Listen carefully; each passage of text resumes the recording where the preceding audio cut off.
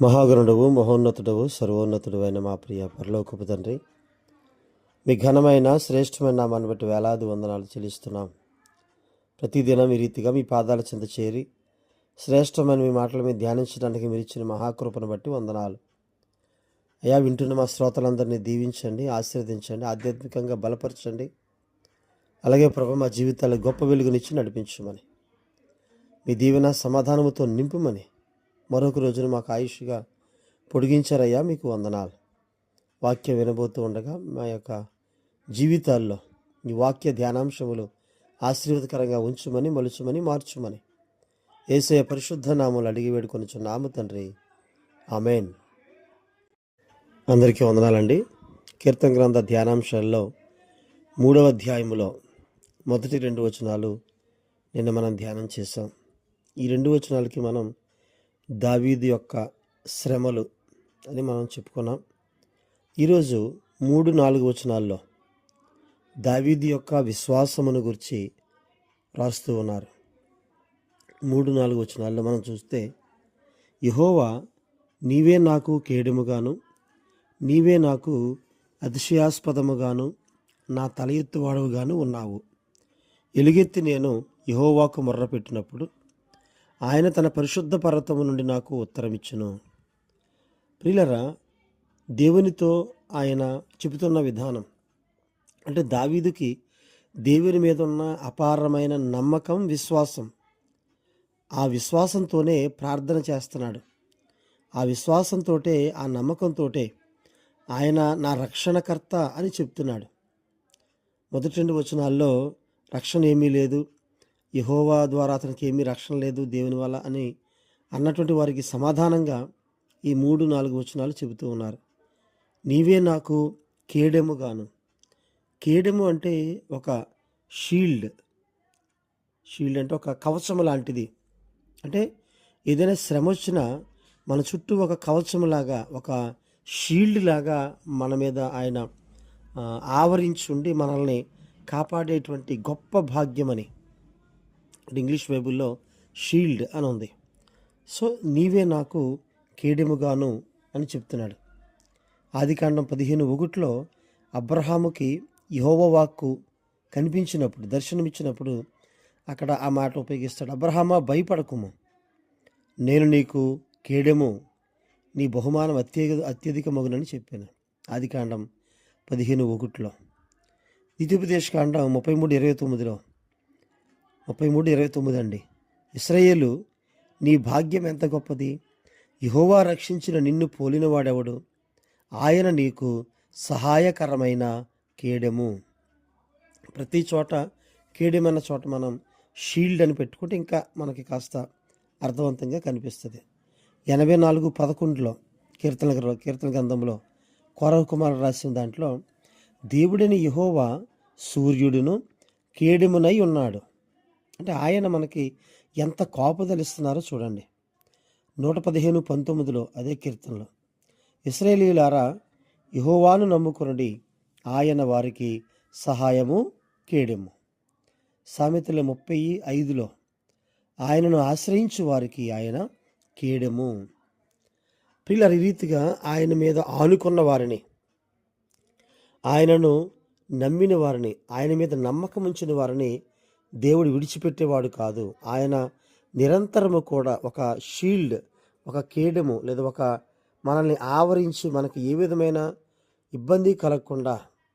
కోడి చూడండి, తన పిల్లల్ని రెక్కల క్రిందకి చేర్చేసుకుని, ఒకవేళ ఏదైనా గ్రద్ద కానీ మరొకటి కానీ కాకి కానీ ఆ పిల్లల్ని ఏమీ చేయకుండా తన రెక్కలతో వాటిని ఎలా కప్పేస్తుందో, ఒక్క పిల్ల కూడా బయటికి కనిపించకుండా అది ఎలా కాపాడుతుంటుందో, దేవుడు కూడా మనల్ని ఆ రీతిగా కేడెముగా కాపాడుతాను అని చెప్తున్నాడు. ఇది ఎవరికి అంటే ఆయన యందు విశ్వాసం ఉంచిన వారికి, ఆయనను నమ్మిన వారికి.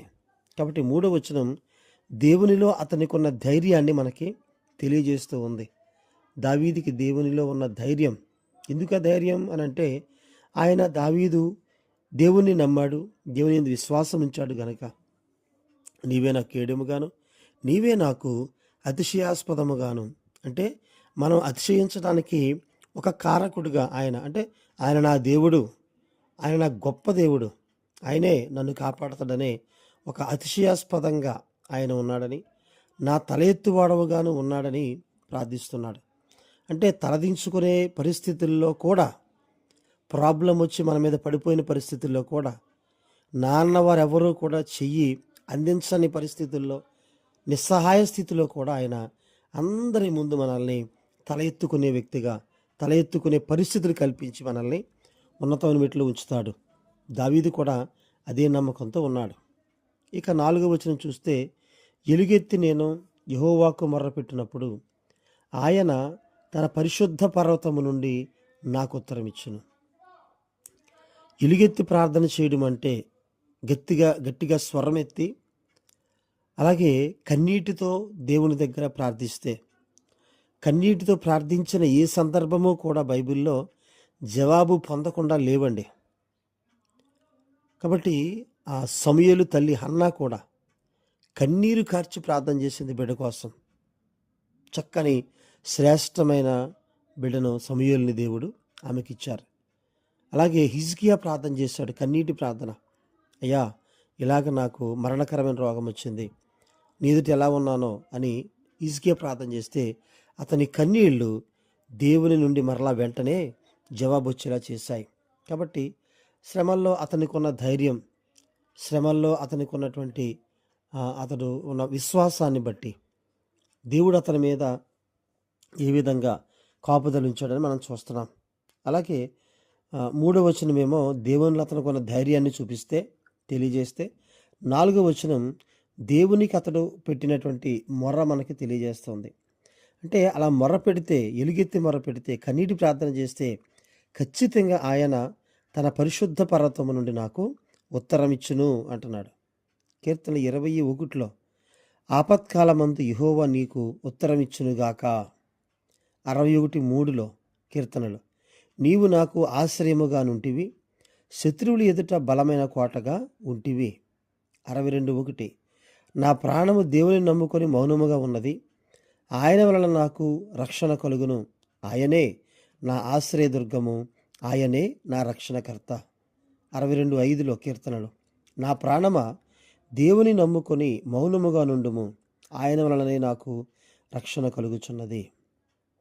ప్రియులరా, ఇలా చెప్పుకుంటూ వెళితే ఎన్నో విషయాలు, మన ప్రార్థనకి దేవుడు జవాబిస్తాడనే విశ్వాసంతో, నమ్మకంతో ప్రార్థన చేయాలి.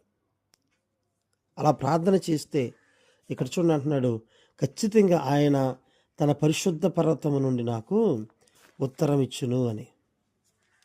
మత్తయి సువార్త 7:7లో ఒక మాట ఉంటుంది కదా, అడుగుడి మీకు ఇయ్యబడును, వెదకుడి మీకు దొరుకును, తట్టుడి మీకు తీయబడును. ఆ కింద ఇంకొక మాట ఉంటుంది, అడుగు ప్రతివాడును పొందును. అడిగే ప్రతి ఒక్కరము మనం జవాబు పొందుకుంటాం, ప్రతి ఒక్కరము దేవుని దగ్గర నుండి సమాధానం పొందుకుంటాం.